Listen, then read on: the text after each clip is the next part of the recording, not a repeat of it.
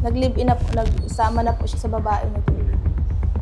Asus, Asus, wag ka magparasinungaling na. So muna na niya, nabalita. Harap po sa akin. Naglayas-layas ka pa nga sa inyo? O nagdala kang mga damit o doon ka nagtira? Ah, Jeffrey daw. Ay, sus, wag mo na akong anuhan.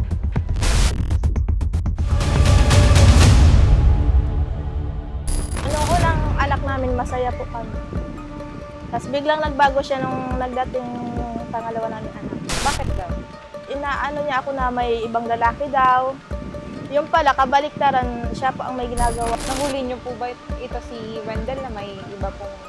Opo, nahuli ko. Magka-chat po sila sa messenger po. Ano yung nabasa mo sa messenger?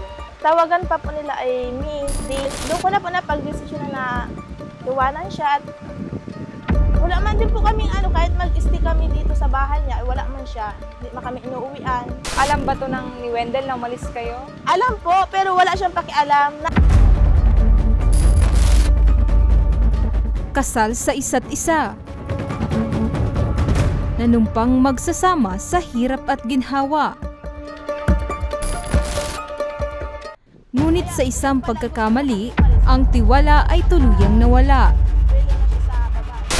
Isang misis ang napuno na ng galit at awa sa sarili. Matapos itong lokohin umano ng kanyang mister. Ano naman inaano mo? At tila hindi na magawa ng paraan pa para sila ay magkasundo ng kanyang mister. Ito ang hinaing na idinulog ni Rosalie sa ating programa. Paano ba humantong itong relasyon ninyo ni Mister na hindi na kayo masaya, humantong na kayo sa hiwalayan? Nagkakilala po kami ni Wendell noong 2021 po sa Save More. Cashier po ako at siya po ay coacher po. Kinasal po kami noong 2022 po, November 21, 2022 po, kinasal kami. Nagkaroon po kami ng isang anak. Ito po yung nagkaroon na po kami ng pangalawang anak, nung bunso po namin. Saka naman po siya nagbago na po ang ugali niya. Palagi na po siya nagiinom, hindi na po kami inuuwian. Nagkaroon po siya ng kabit po. Ayun, nung nalaman mong meron na siyang ibang babae, kinumpronta mo ba itong si Mister? Pinaamin ko po siya kung may babae siya. Nagsabi naman po siya. Tapos sabi niya po, ihiwalayan niya daw po. Ilang beses ko po siya pinagbigyan. Yung panganay ko po ay 2 years and 6 months po. Yung bunso ko po ay mag-iisang taon. Nagkaroon na po siya ng relasyon sa iba po. Doon na po yung attention niya po. Pero sa ngayon, ma'am, kamusta na po ang relasyon po ng anak po ninyo dito kay Mister? Hindi ko po pinapakita po sa kanya yung mga anak ko kasi po nung simula po hindi po siya nagsusustento sa mga bata. Opo, regarding naman dyan, ma'am, sa sustento, kailan po nahinto itong pagbibigay niya ng sustento sa mga anak po ninyo? Nung May po yung pinakahuli niyang kasi po Ayan. sabi niya po sa bunso namin. Hindi niya daw po anak. So nagdududa itong Mister mo na itong pangalawa niyong anak ay hindi niya anak. Para mabigyang linaw ang problemang ito, tayo ay nakipag-ugnayan kay Wendell. At bukas palad niyang sinagot ang mga paratang sa kanya ng kanyang misis. Ngunit sa aming pakikipagpanayan sa kanya, tila ay sinisisi niya kay Rosalie ang nangyaring hiwalayan. Lagi po siya inaasikaso ko kahit basta trabaho ako, bis magsayo-sayo sa bahay, wala. Kahit pag-tunis-tunis, wala. Pag-uwi ko, kasi ko siya. Ang hinahanap ko lang yung pagmahal din ng isang asawa. Anak mo ba itong pangalawa kay Mrs. Oo o hindi? Anak ko po. Ayun. Yun. Yun ang pinaka-importante. Simula nag-uwi kami, doon ka na nagtira. Malalim man ang galit ni Rosalie sa kanyang mister. Alam niya ni Nana, siguro may pumpa sa... Kapakanan pa rin ng kanyang mga anak ang nangibabaw. Kahit po, ikaw mo, ay, hindi. Regarding sa sustento, kailan ka mag-uumpisa na makapagbigay ng sustento dito sa dalawa mong anak? Pasok 1,000 po. 1,000. Dahil po sa linggo po, kaya po 1,000. 4 na beses sa isang Sa buwan. buwan, 4,000 pesos Oo. kada buwan. Tama ba, Wendell? 4,000 every month. Kaya mong ibigay dito sa sustento para sa mga anak mo. Opo. Nasa kabilang linya ng ating telepono itong si Attorney Jesus Lapus. Magandang hapon po, Attorney. Po, ayon po sa Family Code of the Philippines, ang pagsuporta or sustento sa anak ay obligasyon ng parehong magulang, kasal man or hindi. Kung hindi tutupad ang isa lang, maaari siyang kasuhan ng violation of Republic Act 9262 or the Anti-Violence Against Women and Children Act dahil ito ay tinuturing na economic abuse. Para maging formal ang kasunduan ng mag-asawa, ora mismong tumugon ang aming team upang samahan si Rosalie sa barangay Gumaos, Paracalic, Camarines Sur.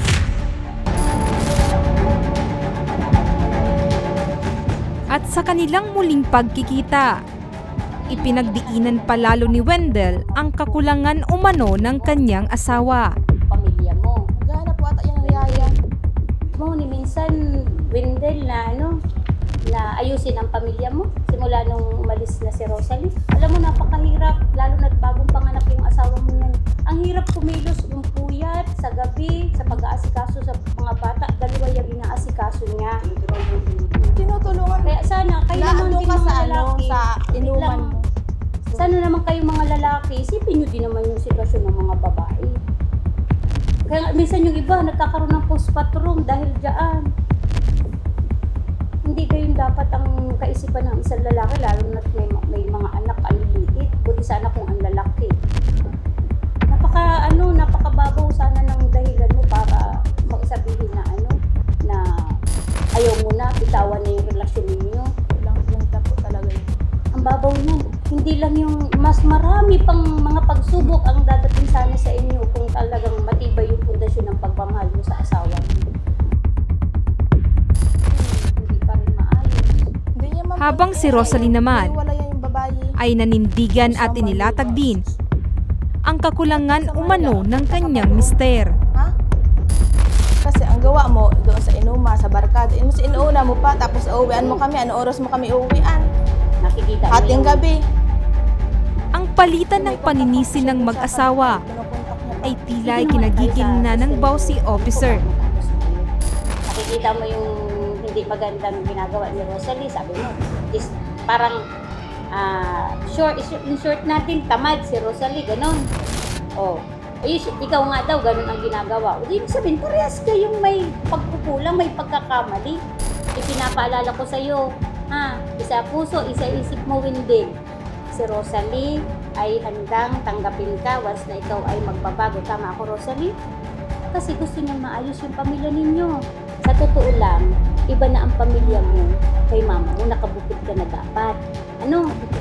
Kaya dapat, sa totoo lang, ang income mo dapat ay nandito sa asawa mo. Pero pinili ninyong maghiwalay muna. Pero hindi ibig sabihin nun ay kung magkano lang ang gusto mong ibigay dito sa mag-irinang ito, ay yun lang ay bibigay mo. Hindi. Hatiin po ninyo yung yung sahod dito. Oo nga po, kahit pa sabihin 2.5 yan, walang magagawa, ibigay dito ang kalahati. Kasi ang perma po dito ay, hindi ko po inaalis na wag siyang magtulong sa iyo. Obligasyon pa rin ng isang anak na tumulong sa iyo na pasyon po Pero po, katulad yan ang po kasi nito ay, syempre, hindi palaging healthy ang mga bata. Marami pong pangangailangan, 2 anak, si Rosalie. 3 po dapat ang susustentuhan niya doon sa binuo niyang pamilya.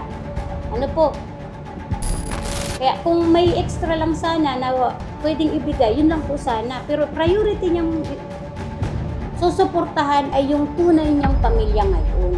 Tunay pa rin po itong pamilya kasi yan po ay hindi pa yan kasal pa po yan, hindi pa po yan divorce, wala pang divorce, hindi pa separated.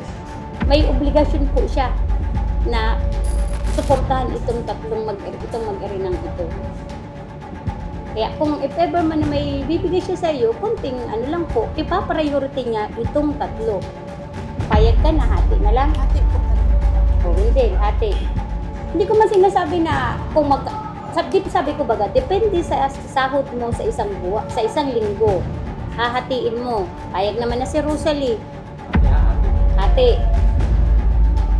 Hindi korte sabing hati na yung pinagkasunduan natin dito na weekly. Pag ito, hindi man sa inaangat baga po natin pero nangyayari baga po yun, hindi laging healthy.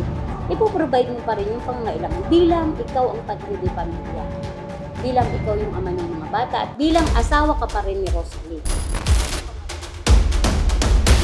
Dahil sa pagpapaliwanag ni Maria Teresa Magana, nagkasundo na ang mag-asawa at ipinangako ni Wendell na sisiguraduhin niyang ibigay ang nararapat na sustento at suporta para sa kanilang anak. Habang silang mag-asawa ay mananatili munang magkahiwalay. 7 buwang ding hindi makapiling ni Wendell ang kanyang mga anak.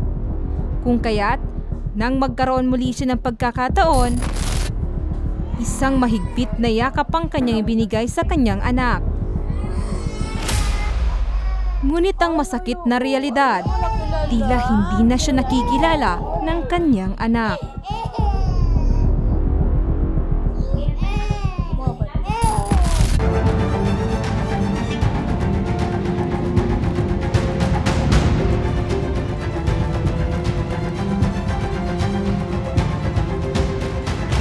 Pagdating namin sa bahay nila Wendell, bumungad ang mga larawan ng mag-asawa. Sa kabila raw kasi ng hindi pagkakaintindihan ng dalawa, ay naniniwala pa rin si Nanay Rosario na darating ang araw na magkakabalikan pa sila, alang-alang na rin sa kanilang pamilya.